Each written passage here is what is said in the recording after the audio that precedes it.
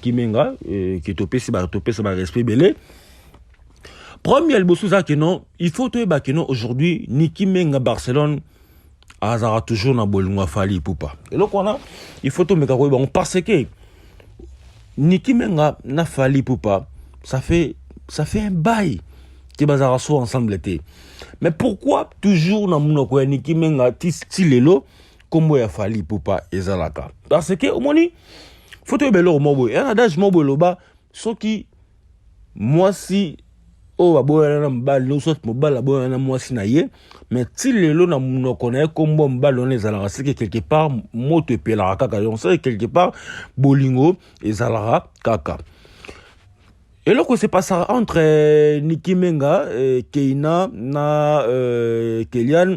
C'est ça que Niki Menga, bah, tu faut te retenir le mot que non.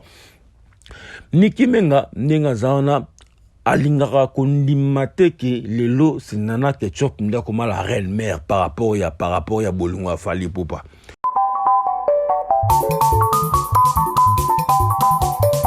Amfumu lengi lengi. Betu yangaleri keri ka ko community selamba. Batuge ni fumu ino keri gushe. Ah papa uki. Sari sabana. Baya luamu mudila kena. Amo YouTube Metro Makengo télévision na Suisse. Ozorudu kwankunga mimbodi. Imatea trimana mambodi. Landa YouTube télévision.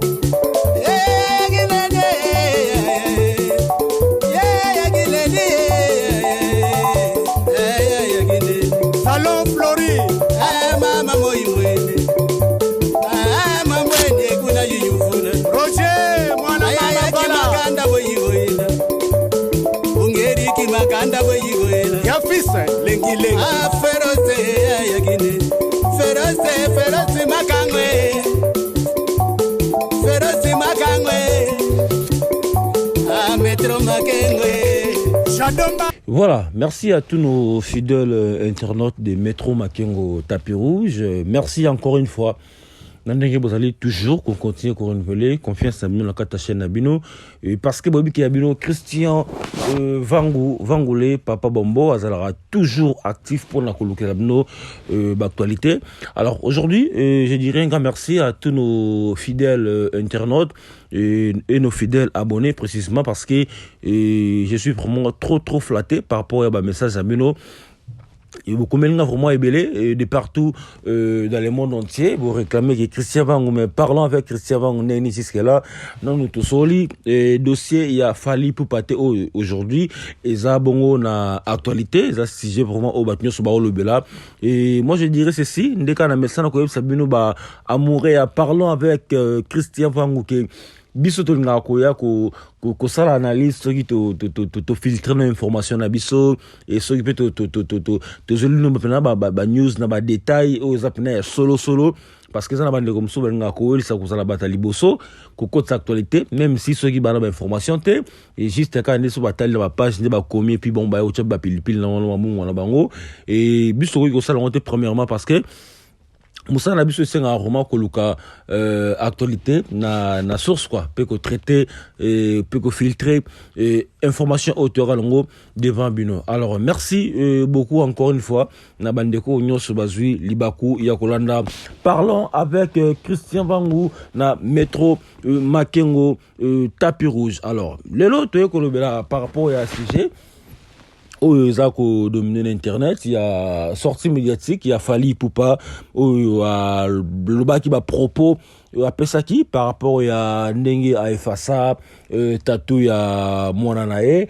Alors, à mon humble avis, premièrement, avant tout, Fungano, chapitre Yango, moi je dirais que Fally Ipupa, pour la première fois, on a la Monica Sali sortie médiatique ratée parce que Azala qui obligé il y a qu'à répondre à ba question, il y a ba genre wana et parce que aujourd'hui Fally Ipupa ba détracteur na enfin ba juillet parce que côté musique il fait tellement bien côté musique Fally Ipupa na défauté et parce que actuellement j'ai bien dit et actuellement il est le number one de la musique congolaise par rapport il y a fierté par rapport à ma prestation, à zoté qu'à drapeau bien.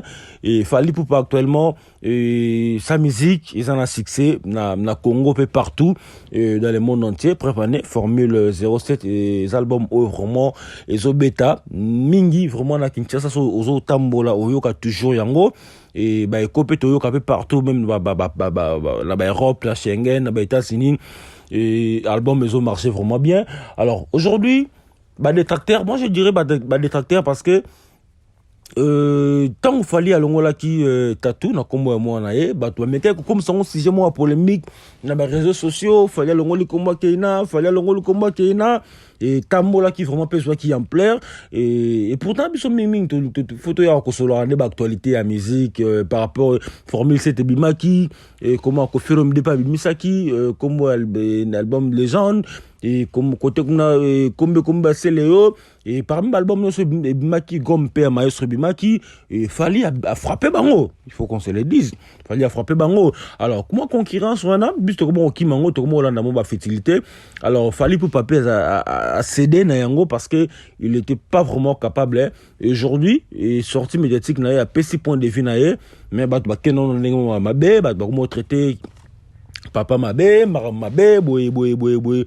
Alors bateau baswaka porte d'entrée na côté musique, côté professionnalisme, côté vie professionnelle à Fally tellement que a gagné dans secteur nyonso et puis je porte aujourd'hui il y a kokota na makambu o ya vie privée na e. Alors côté onande et permettre ngana le bakino Fally tu as tapé à côté, il fallait pas au kota na jewana. Alors deuxième chose ngana ro koloba na bandeko nyonso ba la biso il faut to eba aujourd'hui maram ozoleka entre bana Fally Ipupa et Keina et puis Kélian et leur maman Barcelone. D'accord. Parce que biso peut va père.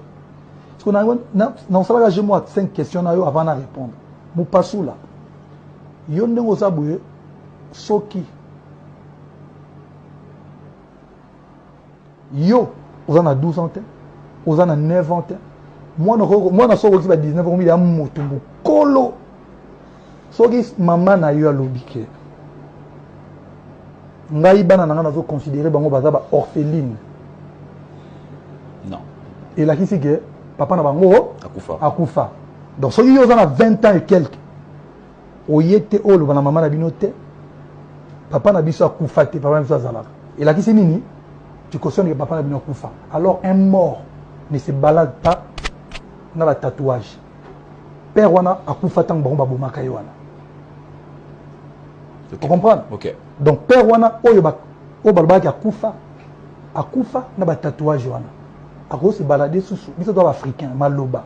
Ako se balader sous na tatouage. Yo mona muta kufa zo tamona tatouage. Kimenga qui topé si ba respect belé. Premier bossou ça que non, il faut to ba que non aujourd'hui ni Kimenga Barcelone azara toujours na bolingwa Fally Ipupa. Et donc on a il faut to meka ko ba parce que ni Kimenga na Fally Ipupa ça fait un bail que bazara so ensemble était. Mais pourquoi toujours na munoko ya ni Kimenga tilelo comme ya Fally Ipupa ezalaka? Parce que au moni photo belo mobo et un adage mobo loba soki moi si o baboya na mbal no sot mobala boya na moi si na ye mais tilelo na munoko na kombo mbal on ezalaka c'est que quelque part moto epela kaka on sait quelque part bolingo ezalaka kaka. Et là, c'est pas ça entre Niki Menga, Keina, na Kélian. Et ça que Niki Menga, bah, de qu'on a faut retenir le mot que non. Niki Menga, nenga zana, alingara kondimate que le lot c'est nana ketchup nda comme la reine mère par rapport ya bolunga Fally Ipupa. Niki Menga, ye pona ye amonara que non donc nana azapamba. Et pourtant, il fallait avoir respect. Il y a Nana quelque chose parce que aujourd'hui, actuellement, c'est Nana Moutoza la reine mère. Comment moi si il y a Ndaku. Oui, c'est et vous allez toujours cas difficile pour na bana Fally, le quoi là Keina, na Kélian, bazala na attente moko malamu na ba Marco 6 na ba marque Malka Monikel bon et ça toujours difficile parce que aujourd'hui moi je comprends bien le salaire qui qui n'a pas toujours que le n'importe quoi pour papa premièrement nous maman na intoxiqué bango pour aujourd'hui ceux qui Nicki Menga interdit na ba na eba les canaux tika comment faire les réseaux sociaux. Moi je pense que ba ne ba yo kelai mais maman ba aza lokola sima na bango ba lobaka ceux qui bana soso ba vimbi na nzungu ceux qui maman na bango za na se Nicki Menga ngoza la difficile et ngoza la contrairement que ceux qui ezala que exemple nana ketchup ndazala mwasi ya fali ya ndaku et que ça est que non Nicki Menga za ki likang mwa libanda aboti bana et puis bana wana baena baona ndaku wana même bana bange bazana respect ya nana mais eloko c'est passé aujourd'hui pas ke na baloba o bakoyi koloba eza que non Nicki Menga bisa bana ke non ngane na zaka madame ya fali puis en plus babana ke inaza mwana ya liboso ya fali ipupa donc Nicki a considéré loi que non yende loko afali ya balaka. Donc nana ketchup azali lokola mwasi libanda oya abotola ye libala na ye ano 15 jours Nicki Menga ako acceptaka nana ketchup comme que yende de base donc Nicki Menga na mutu na ezalaka que non nana zalaka likango ngana zalaka mwasi ofali balaka ngane na botana fali bana ya liboso yango bomona que aujourd'hui ba kena ba lekara toujours na ba réseaux sociaux pona koluka ko le baba n'importe comment la combo ya papa na bango. Alors Nicki Menga, moi je pense que non, les jours où il aura conscience que Nana Ketchup n'est vraiment à comment la reine mère parce que yo zaka na mobile yo bokabo na mobile mais aujourd'hui c'est Nana qui dirige. Aujourd'hui c'est Nana qui règne. Jour Nicki Menga à comprendre le corona à quoi ibisa na bana ngai c'est l'effet contre Fally Ipupa. Fally Ipupa c'est votre papa. Il faut beaucoup de respect envers Fally Ipupa. Ce qui Nicki Menga a continué toujours que tinda bana bon c'est parce que si le loi zalaka na bolunga Fally pinga la mitunaka est-ce que Nicki Menga Barcelone ça fait vraiment bail depuis bokabona Fally Ipupa.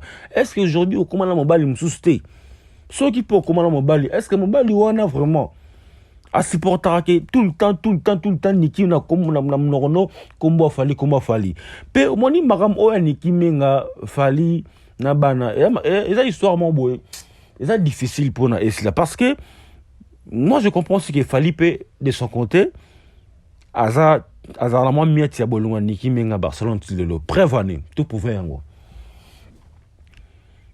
Fally na nzembo moko par nzembo o dédicace na Nana Ketchup et la place moyemba Nana Ketchup yende a komisanga papa et pourtant biso sobi que non c'est le contraire, c'est du mensonge. Mouta commis ça, Fally papa, mouta ça qui peut bien Fally papa pour la première fois de sa vie, pardon, c'est Nicki Menga Barcelone. Alors Fally quand il m'a bongo, il très bien qu'ils a dit pic au atteindre qui Nicki Menga Barcelone.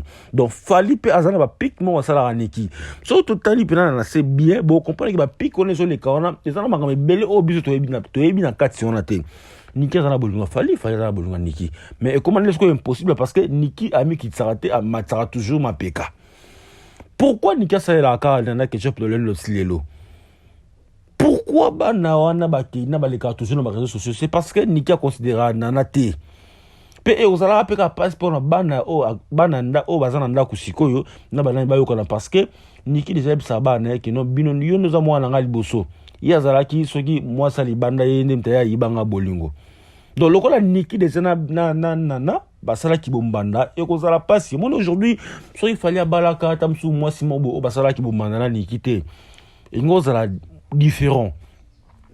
Fally Ipupa pe azana moi bolingo Nicki parce que aujourd'hui question on a de ko journaliste atuna ki Fally Ipupa et ça question préférée bien briefée. Parce que monsieur tout ça là-bas, monsieur Tobi qui est au Kanaka, moi, 50% monsieur Bayo Kanaka. Fallait ça qui, des journalistes, c'est que non, tu n'as pas de question pour ne pas répondre à la macambo. Et tant que tu n'as question de répondre, qu'il n'a pas répondre, on a pas de luka, pega, koyo, ça pega, on a pas si. Mais quelque part, par rapport à la réponse à Fali, moi je pense que Fali a répondu à qui questionne avec sous les émotions, avec déception, non ba kande belé au hasard contre Niki Menga Barcelone. Parce qu'aujourd'hui, Fali a le but que bana basa de à 19 ans, basa mikolo et bakukai ko soutenir maman na bango te par rapport à maman na bango aloba que non. Il y a considéré que bana e bazaba orpheline. Tant on Niki a lobby qu'il y a considéré que bana e bazaba orpheline. Pourquoi eloko wana e soit Fali poupa? Ce que soit Fali poupa c'est parce que Fali zakana amour qui est est-ce que nabi bisu toza to na ba ex. To ebi maramona ndenge zalaka. Aujourd'hui ko kabwana moi simo buna ko kabwana séparation c'est et la nana ba bilobela. Cela veut dire que bolingo zakana kati. Niki aloba toujours bilobela na komba Fali, cela veut dire qu'il a toujours na bolunga Fali. Et Fali peso ka zayi pena ke Fali aina pena Niki na vu na mobimba. Ata Niki alobi Niki za mwasi. Ata Niki alobi ndenge nini Fali pour pas ko yoka ngota ko pe ko considérer yangote. Comment Fali ko considérer maloba mwasi oyo boya déjà kala. Que non, on a considéré bana ngai ba orpheline et puis Fali ojongo chompe na mutu na donc cela veut dire que Fali tisco considérer maloba o Niki alobaka o considérer ba jeton ba mbokel o Niki abwakela ka et là c'est que bolingo mo pe Niki za na 4 parce que Fali akwa pe ka ko continuer considérer mo kama Niki te po to kabona déjà to ka ngot aya petit ona kutu banini aloba bo po na alonga buna no keni api na linga na ngai tse muto ba linga te muto ba ina ata lobini ni pona yo papa na ngai e o toucher na ngoyo te. Donc ça ba miette mon boy ba bolungo za na ba katcho na photo mécano ko comprendre yango. Et aujourd'hui Fali a lobby kino eza façon na ya copier ça ba na comment correction par rapport à l'ongoli tatou ya Keina. Bon, moi je pense que aujourd'hui kolongola Keina na tatou ya na loboko eza koina Keina te. Et ça fait morbo ya bolingo. Au moni, ça nous arrive, hein. Au Cabana, moi, c'est mon beau témo, l'inga gaming, ah, aujourd'hui, au bloqué. Mettons au bloqué na WhatsApp, wana, au senti que au bloqué, moi, si on au bloqué na WhatsApp, non, mais au senti que tant au là, au couraka, cause à pongité, au raisonner qu'à moi, si on a. Donc, physiquement, boé, n'a pas visibilité, moi, qui est monique, au bloqué, moi, si on a. Mais conscience, n'a eu zara qui non, ah, petit, on a peine, ah, chéri, on a zara qui toko. C'est le cas avec Fali. Donc, tout ce qu'on vouloir na Fali, c'était pour un tatouage à Pamba. Mais intérieurement, Fali a robot ça n'a qu'inati. Ça nous arrive aussi, hein, au bloqué, moi si on a bloqué, ou soit moi si on va bloquer. Après une semaine à bloquer, puis un jour, beaucoup de temps, puis au solution, on a bolingozongi. Bolingozongi. T'as peut-être des bolingozongi, on a pour olinga yo koleka kutu, moi si on peut remplacer, pour un choc. Mais on a plein de moi si olinga mingi. C'est le cas avec Fali Poupa. Fali Poupa kolongola Keina na loboko, et ça donc moi ala qui sabino que non mambo ça c'est pas non na kata mutema Fali Keina za toujours hein. Keina za toujours hein. Vous pensez qu'aujourd'hui na héritage na bango na komba Keina zate. Vous pensez que Keina ne ba ko héritage à papa la bonté mais non. Ba ko héritage à papa la bonté. Alors, tant que tu es dans la télévision, soit tant que tu es dans les réseaux sociaux, ouais, il faut tout me caractériser ça là ka tout ba la mutu na biso bien, tout me caractériser ko pousse à mécanisme na biso musika. Ole que tout ba na ko ba ke Fali linga ba na te, Fali protéger ba non. Quelque part et ça maintenant ton éducation à soi. Et ça éducation au Fali azo linga ko imposer ba fille na hein. Les éducations il fallait imposer par la fille parce que papa nous sera na ndenge na akumbela bana alors tous dans la théorie on a pour que non Fali papa mabe Fali boye non Fali a expliqué très bien que aujourd'hui bana ba koma ko ko témoigner mabe contre papa na bango bana ba kuma ko solo la na ba to balinga baloba mabe par rapport ya ba Marco 6 que soit disant Marco 6 mon afalité mon ya boxeur wa tebenga komona ni wana boyebi no mo boyebi alors ça va blo on touche à Fali so il peut toucher à Fali c'est parce que Fali a toujours de l'amour envers Niki Menga Barcelone et moi je dirais ceci maman Niki Menga Barcelone avec tout le respect to yebi que Fali ya balakayo to yebi que nana a chipa yo mobali mais aujourd'hui histoire est changée mais qui dit ça toujours yebisa bana interdit bana na réseaux sociaux na kombo ya Fali pas parce que aujourd'hui maman Niki Menga to souhaiter te menzambe ndemne sala makamna e ko sala ke yoki bana batikali hein kala mo mukeno avenir bana wana faut profiter na bomengo papa na bango bana wana faut ba profiter na mbongo ya papa na bango vraiment et ko sala bien makasi alors merci beaucoup na bandeko so watala biso na mon vieux Scotty Ndetani papa héros et merci aussi à Gary Lumbe mon général et merci à Anderson Baza na Milouz donc ndekato compte toujours kosola par rapport ya makambu ya Fali excusez nga moi mkimabe donc makambu Fali Mama Fali, ils a vraiment vie privée, trouvé pena kota ngote mingi te. Et je pense que Fali Poupa aza papa yemogwa ndengenini aza ko éduquer bana ba tout ce bolo baloba wanpe bozolo bakana musika. So aujourd'hui balobi kino ba bozo bon. So les enfants asnoli bana mais bo kendeti bon ça va que na des fois là bino nga ko ça na mo parla nga 1000 nga parla nga mo 500 parla nga mo 800 je pense que et ça la maté donc to me ka comprendre nini o ezoleka entre Fali na bana Fali bana ba kotika toujours bana et ça vie privée à Fali Poupa to me ka vraiment kokota côté ngote Fali Poupa et ndeka o répondre qui par rapport à question là moi je pense que aux amu ko répondre à peine suna makambu ya bana te parce que bana baza toujours bana yo nabi kiza façon ka yo côté ya bango nabi kiza père bon pe bolingo ezo pela entre yo na Niki Kande Tolobaki et moi je demanderai aussi à madame Niki Menga Barcelone ya ko luka ko sala vie na yo ça la pena mi pe ko sala vie na yo est-ce que depuis plus de 10 ans au vos enfants ensemble na Fali te est-ce que lingate au lingate est-ce que bomba lo linga ako banda kusala zuwa te est-ce que l'autre peut mbali on à l'aise mbali on a mon aka tout le temps maramna yo na Fali et monde qui est ça vraiment bien té parce que déjà aux maman ce qui veut interdire pena bana na biso que non enfin botika non kolubela comment botika kolubasir comment papa na réseaux sociaux oui ko interdit bana réseau te mais de ça bango meka ko éviter makambu ya papa na bango po ko chape bana na conflit bongo na papa na bango quelque part so papa bango pas solo ba mabe et mususu pe il en a rappelé bana parce que biso africain to ba ke ba papa na ba maman bazali banzambe na biso assez moi je pense que ba noko ya bana wana ba papa le ki bana na ba tata mo sa bana na c'est les moments où ils appellent que no bo meka ko kota no maram oyo bo solo na maman Niki Menga Barcelone assez concentré et pas ya mutu na yo akoma na chéri na copain na mobali na yo akoma na parce que